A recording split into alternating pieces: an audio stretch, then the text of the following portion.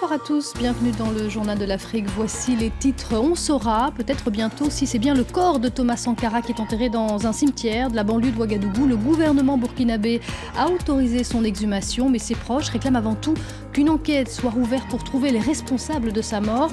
Notre invité, Benewende Sankara, l'avocat de la famille de l'ex-chef d'État assassiné en 1987.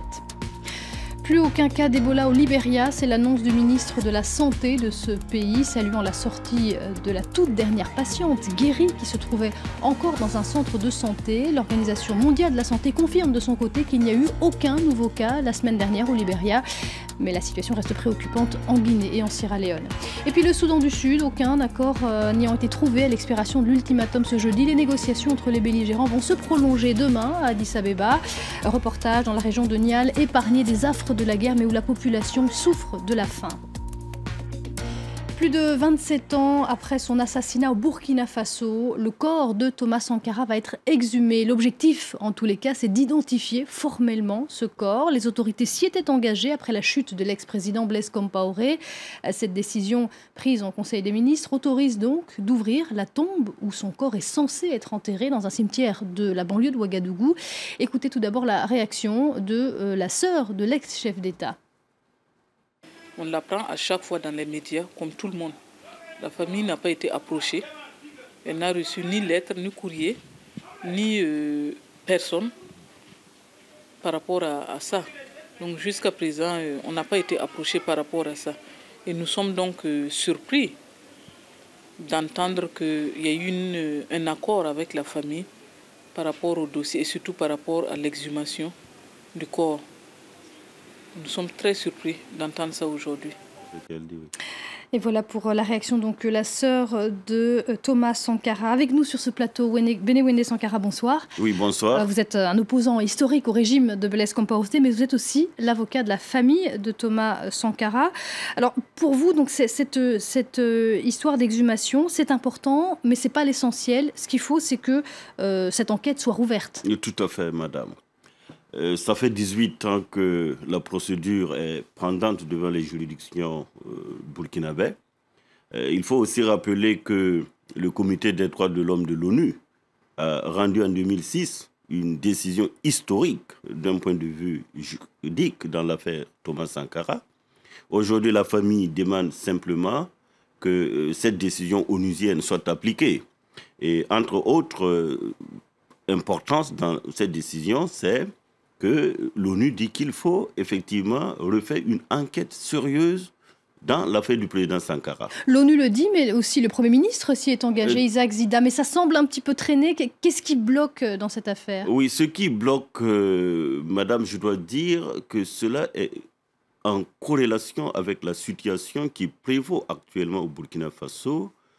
Parce que vous savez, après une insurrection, nous avons connu une mise en place des organes de la transition. C'était un peu lent. Il fallait renouer avec l'état de droit. Il fallait que la justice elle-même puisse s'asseoir avec de nouvelles nominations, sans pour autant verser dans l'illégalité. Et vous avez suivi qu'au Burkina Faso, il fallait d'abord que le Conseil supérieur de la magistrature se tienne. Il fallait qu'on nomme par exemple un procureur général, et c'est tout cela qui a expliqué la lenteur de mon point de vue. Mais je pense qu'il y a des états généraux de la justice qui sont également annoncés, mais au-delà de ça, il n'y a que le dossier du président Sankara, le dossier de votre confrère Norbert Zongo et bien d'autres dossiers de crimes de sang sont des dossiers qui aujourd'hui devraient en tout cas être au plus haut niveau des préoccupations des Burkinabés qui attendent depuis l'ère Compaoré que vérité et justice puissent se faire. Depuis l'ère Compaoré, parce qu'il faut le dire, ce que vous souhaitez, c'est que l'ancien président Blaise Compaoré, puisque vous le soupçonnez d'être derrière cet assassinat, soit traîné devant la justice, soit jugé. Oui, parce que c'est à lui le crime a profité. Vous savez, le 15 octobre 1987, quand le président Sankara a été assassiné avec une douzaine de ses compagnons, c'est Blaise Compaoré qui est arrivé au perchoir. Des noms ont été cités, mais depuis lors, c'est lui qui était au pouvoir, c'est lui qui était le ministre de la Justice, c'est lui qui était entre-temps le ministre de la Défense. Ça veut dire que la procédure ne pouvait pas du tout prospérer. Avec la révolution burkinabé, avec l'insurrection, le président Kafando a mis sous le signe de la rupture et du rétablissement donc, de la vérité et de la justice comme étant son point d'honneur. Vous avez évoqué tout de même la lenteur de ce processus au Burkina Faso. Est-ce que c'est tout de même au Burkina que Blaise Compaoré et d'autres devraient être jugés, ou est-ce qu'un tribunal international ad hoc pourrait le faire? Je pense que si une procédure est ouverte, comme nous le souhaitons au Burkina Faso, conformément à la saisine d'un tribunal militaire, parce que depuis 2001, nous avons une requête en souffrance, Blaise Compaoré peut être jugé par des juridictions burkinabais. Si tant est qu'un juge est valablement saisi, on peut même émettre des mandats. N'oubliez pas que Blaise Compaoré est présentement en Côte d'Ivoire. La Côte d'Ivoire a des accords judiciaires avec le Burkina Faso. Donc ce problème ne se pose pas du tout. Mais Blaise n'a pas été seul. Des noms sont cités également dans l'assassinat du président Sankara. Et s'il faut faire une justice, il faut faire la justice de façon sérieuse et de façon sereine. Merci beaucoup Benouéné Sankara d'être venu dans ce journal de l'Afrique. Vous évoquiez à l'instant la Côte d'Ivoire, on va en parler tout de suite puisque la guerre des clans monte encore en intensité au sein du parti de l'ancien président Laurent Gbagbo. En plein procès des pro-Gbagbo à Abidjan, des caciques du comité central extraordinaire du FPI ont décidé d'écarter Pascal Affi-N'Guessan de la présidence du FPI et de nommer à sa place Aboudrahmane Sangaré. Ils l'ont annoncé ce soir dans un communiqué. Réaction de Pascal Affi-N'Guessan, joint par notre correspondante, il dénonce une décision illégitime. C'est de la pure désinformation, dit-il. Je suis bien le président du FPI. Petit rappel, le parti est divisé entre ceux qui soutiennent la candidature à la présidence du parti de Pascal Affi-N'Guessan et ceux qui soutiennent celle de Laurent Gbagbo. Le Libéria, qui semble en passe de vaincre Ebola, l'OMS a annoncé que le pays n'avait enregistré aucun nouveau cas confirmé la semaine dernière, une première depuis 9 mois. Autre nouvelle très encourageante, les autorités du Libéria annoncent ne plus avoir aucun malade du virus dans ces centres de traitement. La dernière patiente connue est sortie, guérie aujourd'hui du centre de la banlieue de Monrovia. Le récit de Nicolas Germain.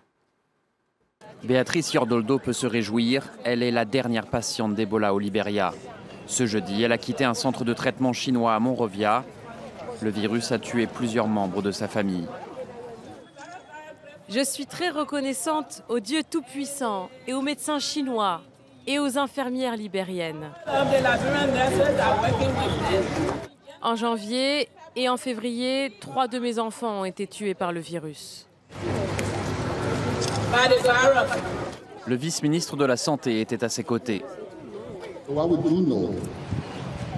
Ces 13 derniers jours, dans tout le Libéria, il n'y a eu aucun cas confirmé d'Ebola.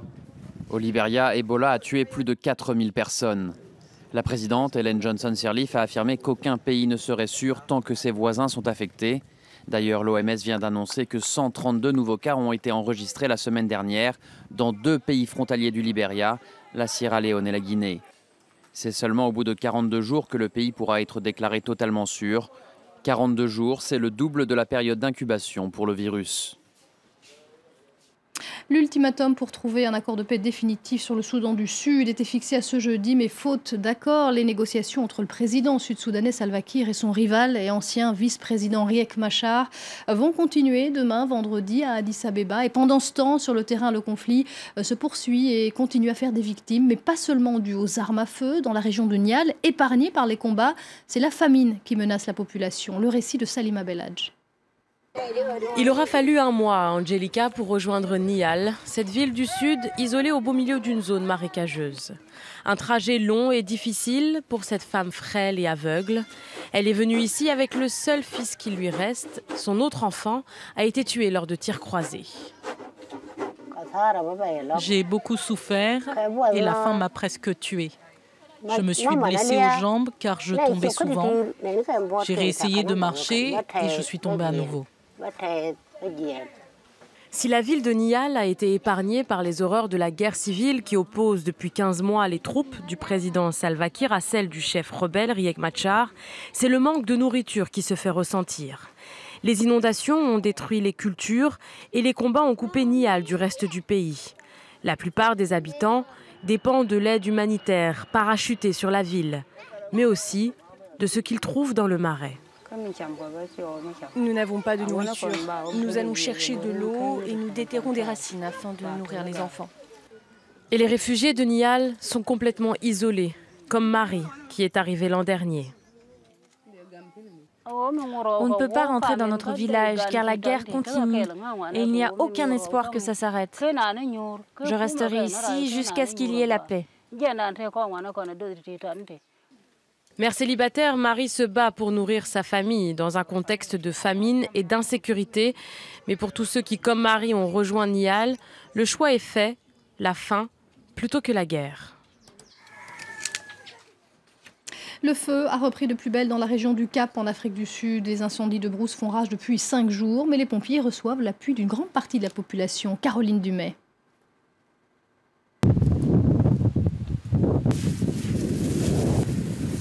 Ça fait 6 jours que les pompiers sud-africains sont sans relâche sur le terrain.